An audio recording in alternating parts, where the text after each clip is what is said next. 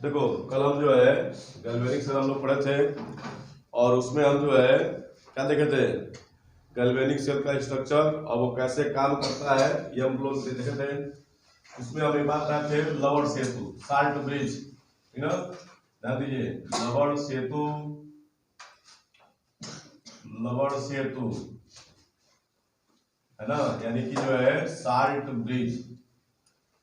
तो salt bridge क्या करता है, साल्ट ब्रिज क्या करता है, ये गैल्वेनिक सेल के इंटरनल सर्किट को कंप्लीट करता है, ये है ना। कल बताया गया था कि लवण सेतु जो है गैल्वेनिक सेल के इंटरनल जो सर्किट होता है उसको ये कंप्लीट करता है, यानी आंतरिक परिपथ को ये जो है पूर्ण करता है।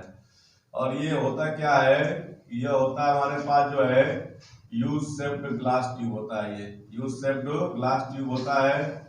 और हम इस ग्लास ट्यूब में क्या लेते हैं, इसमें हम लोग एक पेस्ट भरते हैं, है ना। इसमें हम लोग क्या भरते हैं, एक पेस्ट लेते हैं। और यह पेस्ट किसका होता है, यह पेस्ट जो है किसका होता है, यह पेस्ट जो है इलेक्ट्रोलाइटिक सॉल्यूशन, यह क्या होता है, यह पेस्ट जो है इलेक्ट्रोलाइटिक सॉल्यूशन, इलेक्ट्रोलाइटिक सॉल्यूशन। और क्या होता है, अगर अगर अगर अगर का जो ये मिक्सचर होता है ये।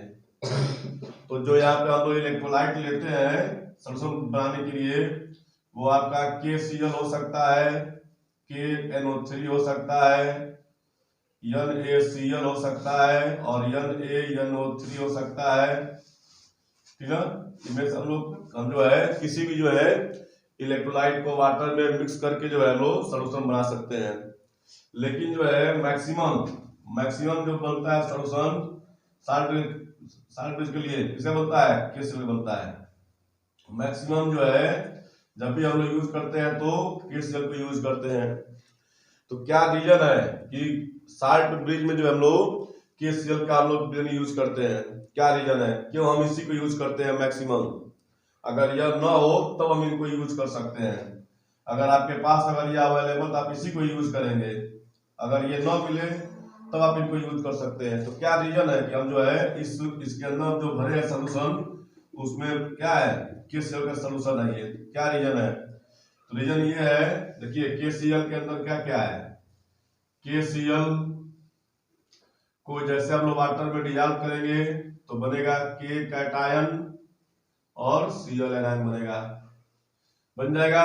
इसमें से जो है K पॉजिटिव आयन, इसका एटॉमिक नंबर कितना होता है, पोटेशियम का एटॉमिक नंबर कितना होता है 19, ठीक है। तो अब इसका हो गया 19, तो बोलो इसमें कितने इलेक्ट्रॉन होंगे, जितना एटॉमिक नंबर उतना ही इलेक्ट्रॉन होते हैं। इसमें 19 इलेक्ट्रॉन होने चाहिए, लेकिन इसके ऊपर एक पॉजिटिव चार्ज लगा हुआ है, मतलब एक इलेक्ट्रॉन इसमें क्या हो गया है, कम हो गया है। तो यहाँ पे कितने हो गए इलेक्ट्रॉन, 18 इलेक्ट्रॉन हो गए। अब इसका निकालेंगे इलेक्ट्रॉनिक कॉन्फ़िगरेशन लिखेंगे हम इसका, तो क्या होगा 1s2 2s2 2p6 3s2 और 3p6। देखो 1 cell 2 cell and 3 cell, 1 cell 2 cell and 3 cell, है ना। इसमें 3 सेल है। और याद रखिए Cl क्लोरीन एनायन, तो कितना होता है टाइम नंबर Cl का 17 यानी कि 17। तो यानी जब इसका एटम नंबर 17 है तो इसमें 17 इलेक्ट्रॉन होने चाहिए, लेकिन इसके ऊपर आ गया नेगेटिव चार्ज। तो नेगेटिव मतलब क्या होता है, एक नेगेटिव है तब जो है हो जाएगा 18 इलेक्ट्रॉन। तो ये हो गया हमारे पास सेम आ गया इलेक्ट्रॉन नंबर, तो 1s2 2s2 2p6 3s2 और 3p6। देखिए इसमें भी 3 सेल है, तो जब दोनों में 3 सेल है तो दोनों का साइज क्या होगा, दोनों का साइज जो है, दोनों का साइज क्या होगा, सेम होगा। जब दोनों का साइज सेम होगा तो इनका जो है स्पीड इनकी क्या होगी, इनकी स्पीड भी क्या होगी, सेम होगी। तो जब भी जो है ऑक्सीडेशन हाफ सेल और रिडक्शन हाफ सेल को जब न्यूट्रल करना होगा, ये दोनों आयन जो है एक साथ गति करना शुरू करेंगे और दोनों एक साथ जो है सॉल्यूशन में पहुंच के दोनों एक साथ जो है न्यूट्रल करेंगे। ठीक है, अगर ऐसा नहीं होता तो मान लो अगर एक होता, मान लो एक बड़ा आयन होता है एक छोटा आयन होता, तो एक पहले पहुंच जाएगा एक बाद में पहुंचेगा, तो दोनों सेल एक साथ जो है न्यूट्रल नहीं हो पाएंगे, तो उस पर डिस्टर्बेंस आता है थोड़ा बहुत। ठीक है, तो ये दोनों सेम साइज के हैं तो कहीं साथ दोनों सेल में पहुंचते हैं और दोनों को न्यूट्रल कर देते हैं एक साथ। ठीक है, इसीलिए जो हम जो है इसका इस्तेमाल करते हैं KCl सॉल्यूशन का। अगर नहीं मिलेगा तो हम इनका यूज कर सकते हैं। तो यही रीजन है कि हम जो है गैल्वेनिक सेल के साल्ट ब्रिज में जो हम लोग लेते हैं सॉल्यूशन इलेक्ट्रोलाइटिक का, उसमें हम लोग मैक्सिमम हम लोग KCl यूज करते हैं। ठीक है, चलिए तो ये हो गया कि पास जो है गैल्वेनिक सेल। अब हम लोग आगे देखते हैं, आगे हमारे पास क्या है, आगे जो है हमारे पास है इलेक्ट्रोलाइटिक सेल। ठीक ना, कल हम जो है दो सेल का डिफरेंस आपको बताए थे, एक हो गया गैल्वेनिक सेल और एक क्या हमारे पास हो गया, अब हम लोग पढ़ेंगे इलेक्ट्रोलाइटिक सेल। देखिए कैसा होता है इलेक्ट्रोलाइटिक सेल। अब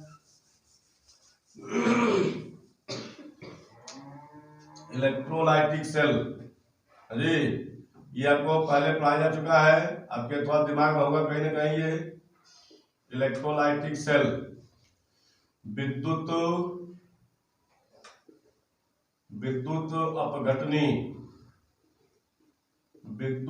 अपघटनी cell, electrolytic cell.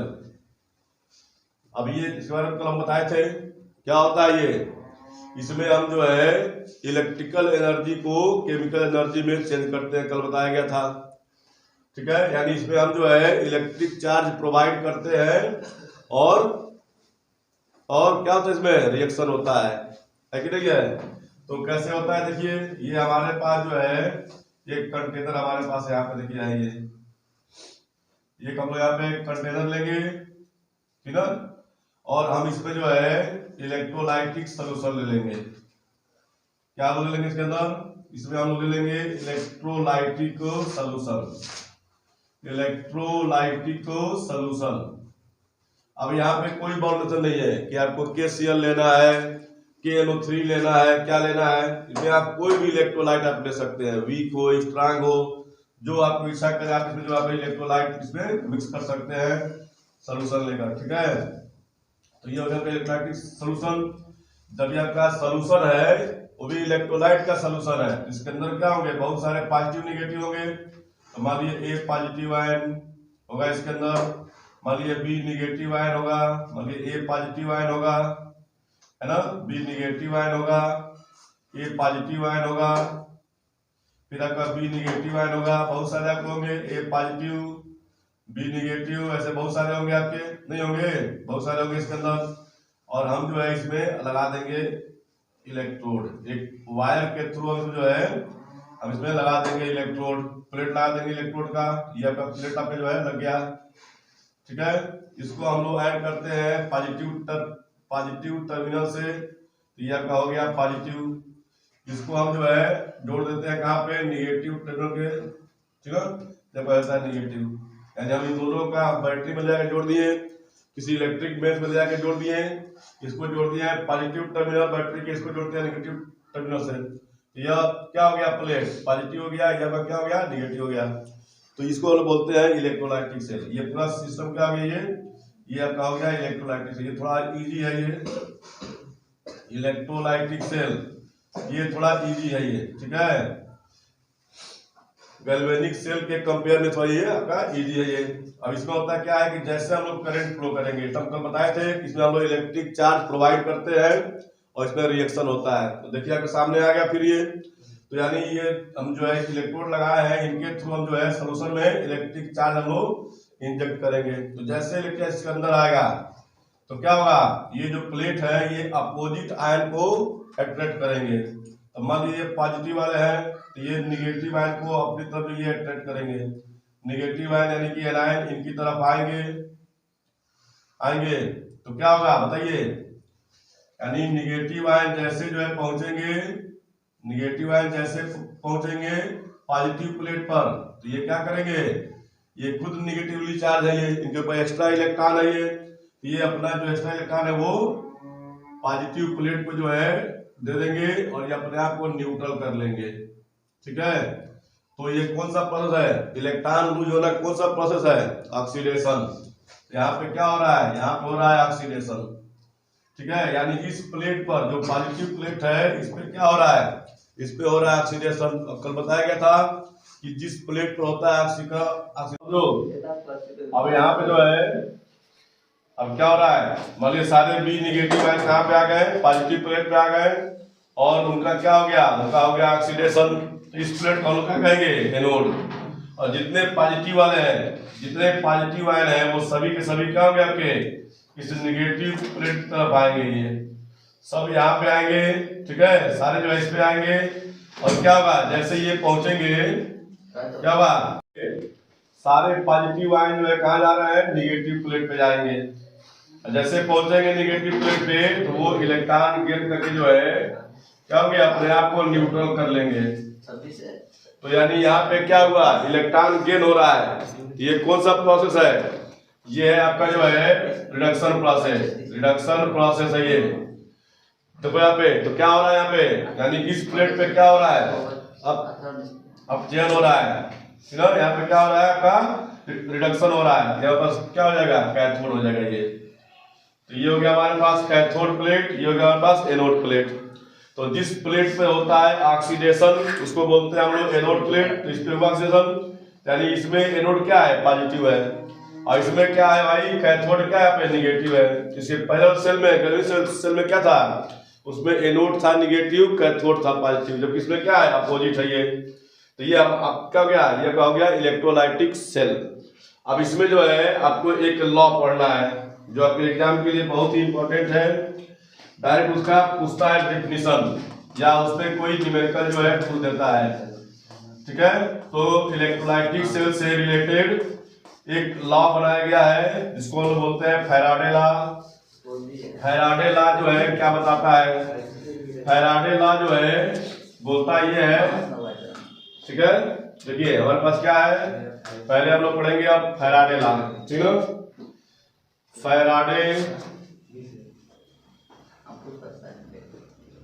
Faraday's law है ना, फैराडे का नियम है ना। तो फैराडे जो है नियम क्यों बनाए, क्या था इनका रीजन नियम बनाने के लिए। इन्होंने क्या किया, जैसे मान लिया अभी हम लोग पढ़े इलेक्ट्रोलाइटिक सेल, उसमें हम जो है इलेक्ट्रिक चार्ज प्रोवाइड कर रहे हैं और उसमें रिएक्शन हो रहा है, और रिएक्शन के बाद इलेक्ट्रोड पे कुछ पदार्थ डिपॉजिट हो रहे हैं, या तो गैस के रूप में होंगे डिपॉजिट, या जब जो है क्या होगा आपके जो है, या तो आपका गैस बनेगा तो उसमें बनेगा सॉलिड, ठीक है। तो मान लिया हमारे पास जो इलेक्ट्रोड था, इलेक्ट्रोड तो हम बनाए थे इलेक्ट्रोलाइटिक सेल में, इस पे कितना जो है सॉलिड मटेरियल कितना डिपॉजिट होगा, कितनी मात्रा में जो है इस पे डिपॉजिट होगा कोई भी सॉलिड मटेरियल, या मान यहाँ से मान कोई भी गैस मान से बाहर निकल रही है तो कितनी मात्रा में गैस बाहर निकल रही है। तो ऑक्सीडेशन रिएक्शन के बाद जो है इस पे कितना कोई पदार्थ जमा, कितनी गैस निकली, इनकी मात्रा, ठीक है, इनका अमाउंट, और इससे में जो हम लोग चार्ज हम जो प्रोवाइड करते हैं उस चार्ज में क्या रिलेशन है। यानी यहाँ पे जो भी आपका मटेरियल आपका मिल रहा है उसके अमाउंट और सेल में प्रोवाइड होने वाले इलेक्ट्रिक चार्ज के बीच में क्या रिलेशन है, क्या संबंध है, वही जो है बताने के लिए इन्होंने लॉ बना दिया। और इन्होंने दो नियम बनाए, फैराडे का फर्स्ट लॉ और एक सेकेंड लॉ है। तो पहले हम लोग देखते हैं फर्स्ट लॉ।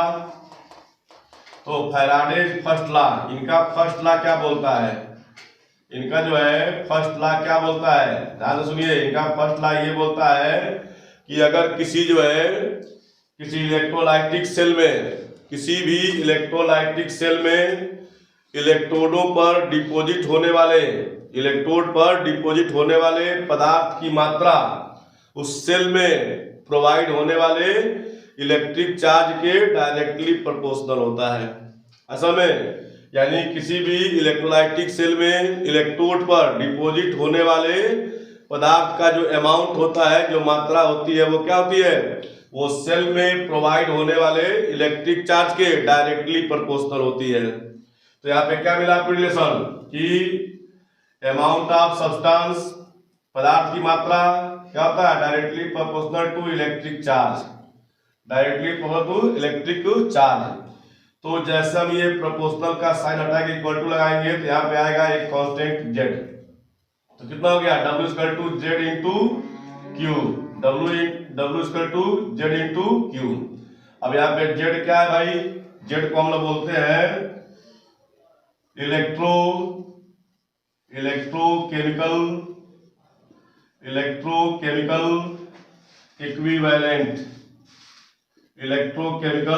इक्विवेलेंट, ऐसा में विद्युत रासायनिक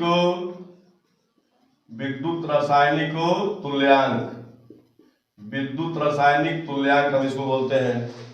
और इसकी वैल्यू क्या होती है, देखिए इसकी वैल्यू होती है ई अपान एफ। क्या होता है यहाँ पे जो जेड जो कांस्टेंट है उसकी वैल्यू क्या होती है, ई अपान एफ। ई क्या होता है, ई सबको मालूम है इक्विवेलेंट वेट होता है, तुल्यांकी भार होता है पदार्थ का। ई क्या है, इक्विवेलेंट वेट है पदार्थ का, तुल्यांकी भार है।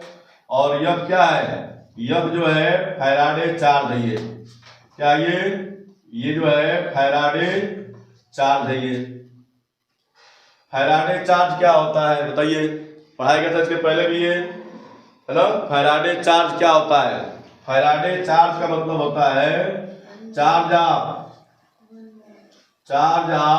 1 मोल electron, charge of 1 mole of electron. 1 mole electron पे टोटल कितना चार्ज होगा उसको हम बोलते हैं फैराडे चार्ज। तो जब इसको कैलकुलेट करते हैं तो कितना आता है, 96500 कूलाम, यानी 1 Faraday charge equal to 96500 coulomb होता है। यानी 1 फैराडे चार्ज का मतलब 96500 कूलाम होता है। तो अब इस वैल्यू को हम लोग इसमें पुटअप करेंगे तो क्या हो जाएगा बोलिए, W इक्वल टू आपका हो जाएगा क्या हो जाएगा, E अपान 96,500 इंटू क्यू, ये बना फार्मूला आपका। अब जो है सबको पता है कि चार्ज इक्वल टू क्या होता है, IT, करंट इंटू टाइम, ठीक है, IT हो गया। अब हम जो है इसको हम इसमें रिप्लेस करेंगे तो क्या हो जाएगा, W इक्वल टू EIT अपान 96500। तो ये हो गया आपका जो है फैराडेज फर्स्ट लॉ, ये आपका हो गया फैराडे का फर्स्ट लॉ। मतलब किसी भी जो है इलेक्ट्रोलाइटिक सेल में इलेक्ट्रोड पर डिपॉजिट होने वाले पदार्थ की मात्रा, अमाउंट ऑफ सब्सटेंस, क्या होता है, सेल में प्रोवाइड होने वाले इलेक्ट्रिक चार्ज विद्युतीय आवेश के डायरेक्टली प्रोपोर्शनल होता है। ये आपका हो गया फर्स्ट लॉ, ठीक है। अब हम लोग देखते हैं सेकेंड लॉ। सेकेंड लॉ क्या कहता है, सेकेंड लॉ बोलता है क्या चीज बताइए,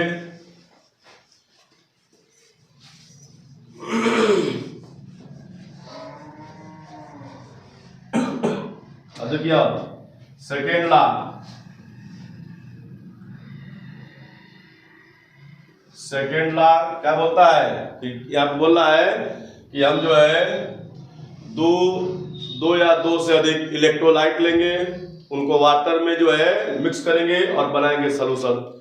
यानी डिफरेंट इलेक्ट्रोलाइट का सॉल्यूशन लेंगे और उसको जो हम लोग बनाएंगे सेल। तो यानी जो है 2 या 2 से अधिक इलेक्ट्रोलाइटिक सेल, ठीक ना, 2 या 2 से अधिक इलेक्ट्रोलाइटिक सेल हम लोग लेंगे और उनको हम लोग एक श्रेणी में जोड़ देंगे।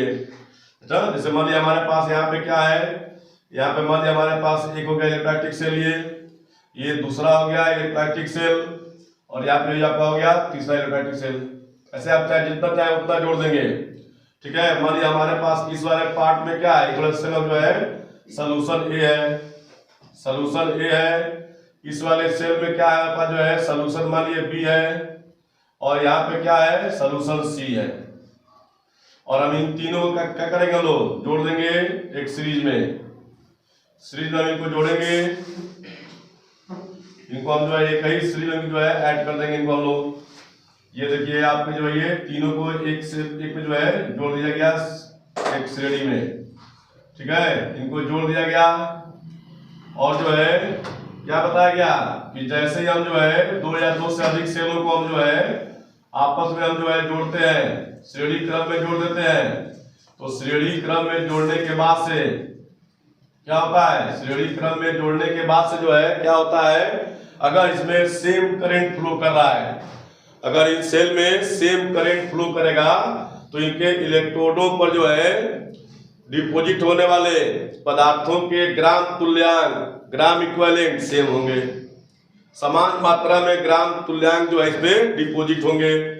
जैसे मान लीजिए इसमें हम जो इसके अंदर जो हम लोग आई धारा में फ्लो कर दिए, तो यही धारा जो है तीनों सेल में फ्लो होगी जी, सेम जो है करंट इसके अंदर जो है फ्लो हो रहा है पूरे सेल में। तो अगर सेम चार्ज फ्लो कर रहा है, सेम जो है चार्ज में फ्लो कर रहा है, तो क्या हो जाएगा, बोलिए, सेम चार्ज फ्लो होने से इनके इलेक्ट्रोडों पर जो भी आपके जो है सब्सटेंस डिपॉजिट होंगे उनके ग्राम इक्विवेलेंट भी क्या होंगे, सेम होंगे। जैसे मान लीजिए यहाँ पे हमारे पास क्या आया, यहाँ पे हमारे पास आया ग्राम इक्विवेलेंट ऑफ ए, और इसमें क्या हमको मिल गया, इसमें हमको मिल गया ग्राम इक्विवेलेंट ऑफ बी, यहाँ क्या मिल गया, ग्राम इक्विवेलेंट ऑफ सी। यानी इस सेल में हमको जो है ए का ग्राम तुल्यांक मिल गया, इस सेल में जो है बी का ग्राम तुल्यांक मिल गया, और सी का ग्राम तुल्यांक मिल गया हमको जमा हुआ इलेक्ट्रोड पे। अब इसका मतलब क्या होता है, देखिए WA अपान EA, यहाँ क्या हो जाएगा WB अपान EB, और यहाँ क्या हो जाएगा WC अपान EC। क्या बताया फैराडे ने कि अगर सेम चार्ज फ्लो, अगर सभी सेल जो है श्रेणी क्रम में जुड़े हुए हैं, सेम इलेक्ट्रिक करंट फ्लो कर रहा है, तो सभी सेल के अंदर इलेक्ट्रोडों पर जमने वाले पदार्थ के क्या होंगे, ग्राम तुल्यांक समान होंगे। यानी यह इसके समान होगा, यह इसके समान होगा, सब आपस में क्या होंगे, इक्वल होंगे। तो लॉ के अकॉर्डिंग क्या हो जाएगा, WA क्या हो जाएगा, लॉ के according WA upon EA equal to WB upon EB, और यह क्या हो जाएगा WC अपान EC। तो ये हो गया हमारे पास जो है फैराडे सेकेंड लॉ। तो ये आपका डायरेक्ट आपका क्वेश्चन में आता है कि फैराडे का प्रथम नियम लिखिए, right the Faraday's first law. Faraday का द्वितीय नियम लिखिए, right the Faraday's second law. ये आपका पूछ चुका है, एग्जाम में आ चुका है ये, ठीक है। अगर ये नहीं पूछेगा तो इससे रिलेटेड कोई ना कोई आपका न्यूमेरिकल जो है पूछ देगा, या दोनों मिक्स पूछ देगा कि फैराडे का प्रथम नियम क्या है, और उससे रिलेटेड कोई आपका न्यूमेरिकल जो है पूछ देगा, ठीक ना। तो चलिए हम इस पर एक न्यूमेरिकल लगा लेते हैं फटाक से, ठीक ना। तो देखिए हमारे पास जो है नोट करना है, नोट कर लो फटाक से, रोक दो। तो देखिए आपका जो है एक जो है आपका एग्जाम में आ चुका है क्वेश्चन फैराडे फर्स्ट लॉ पे। क्या बताया गया है कि हमारे पास एक जो है कॉपर सल्फेट का सॉल्यूशन है। सुनो पहले, आपके जो है पेपर में दिया हुआ है आंसर पेपर में कि एक कॉपर सल्फेट का सॉल्यूशन है, और उस सॉल्यूशन में जो है 2 एम्पियर का इलेक्ट्रिक करंट जो है 450 सेकेंड, कितना करंट जी, 450 सेकेंड जो है प्रोवाइड किया गया है। ऐसा में यानी एक जो है कॉपर सल्फेट के एक्वस सॉल्यूशन में, कॉपर सल्फेट के एक्वस सॉल्यूशन में 2 एम्पियर का करंट जो है 450 सेकेंड तक प्रोवाइड किया गया। तो उसका इलेक्ट्रोलाइसिस हुआ, ठीक है। तो उसके बाद से जो है इलेक्ट्रोड पर कॉपर की कितनी मात्रा डिपॉजिट होगी ये पूछ रहा है। ऐसा में यानी कॉपर सल्फेट के सॉल्यूशन में 2 एम्पियर का करंट जो है 450 सेकेंड तक प्रोवाइड करेंगे, तो इलेक्ट्रोड पे जो है कितना कॉपर डिपॉजिट होगा ये आपको जो है निकालना है। देखिए सबसे पहले आप लोग लेंगे कॉपर सल्फेट, समझिए ये हो गया कॉपर सल्फेट। कॉपर सल्फेट को जो आप जो मिक्स करेंगे वाटर में, ये आपका कैटायन और एनायन में आपका जो है डिसोसिएट हो जाएगा। हो गया डिसोसिएट। अब क्वेश्चन में बात किसी कर रहा है, कॉपर की केवल बात कर रहा है, केवल जो है कॉपर की बात कर रहा है कि इलेक्ट्रोड पे कितना कॉपर आपको मिलेगा। तो हमको यहाँ पे इससे कोई मतलब नहीं, इसको हम लोग इग्नोर कर देंगे, हम लोग इसको लेके बस चलेंगे। बताओ कॉपर क्या है, कैटायन है, तो ये कैटायन है तो कहाँ जाएगा, ये पे जाएगा कैथोड पे। तो कैथोड पे जैसे कॉपर आयन जाएगा तो ये वहां से कैथोड से 2 इलेक्ट्रॉन गेन करेगा और ये कॉपर जो है बन के उसी टाइप का जम जाएगा पूरा इलेक्ट्रोड पे। कितना जमेगा ये हमको पता लगाना है। तो सबसे पहले हम लोग कॉपर का इक्विवेलेंट वेट हम लोग फाइंड करेंगे। कॉपर का पहले तुल्यांकी भार निकालेंगे। कैसे निकालते हैं, कॉपर का एटॉमिक नंबर हम लोग लिख लेंगे, कितना है, सॉरी एटॉमिक वेट लिख लेंगे, कितना होता है 63। कितना होता है 63। और इस कॉपर को ये बनने में कितना इलेक्ट्रॉन यूज हुआ है, 2 इलेक्ट्रॉन यूज हुआ है, तो अपान में 2 ले लेंगे। ऐसे हम लोग निकालेंगे इक्विवेलेंट वेट, यानी कॉपर का हम लोग वेट ले लेंगे और इसके बनने में कितना इलेक्ट्रॉन जो है यहाँ पे यूज हुआ है वो हम लोग इलेक्ट्रॉन ले लेंगे। तो 63 बाई कितना हो गया 2 हो गया। ये हो गया इसका इक्विवेलेंट वेट। और जो आई कितना कैंडल पॉइंट कर रहे हैं 2 एम्पियर। कितने समय तक भाई, तो 450 सेकेंड तक। तो कह रहा है कि कॉपर का जो है कितना जो है मास यहाँ पे डिपॉजिट होगा, ये कब पूछ रहा है।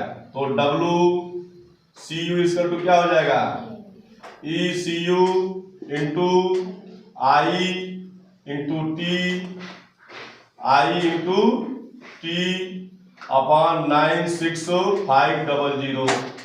ठीक है, अब सारा वैल्यू हम लोग पुटअप करेंगे तो यहाँ पे कितना हो जाएगा, CU का आपका वेट आपको मालूम हो जाएगा। देखिए यहाँ पे कितना हमारे पास है, ये हो गया 63/2, ये हो गया हमारे पास 2, ये हो गया हमारे पास जो है 450।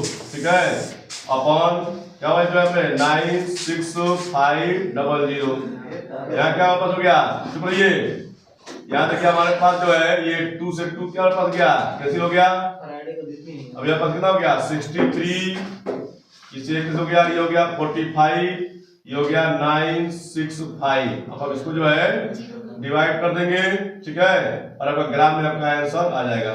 तो इस तरह का आपका एक न्यूमेरिकल आपको एग्जाम में आना ही आना है, 100% इस पे एक न्यूमेरिकल आपको जो है आएगा। ठीक है, तो आप इसको रिवाइज कर लेंगे।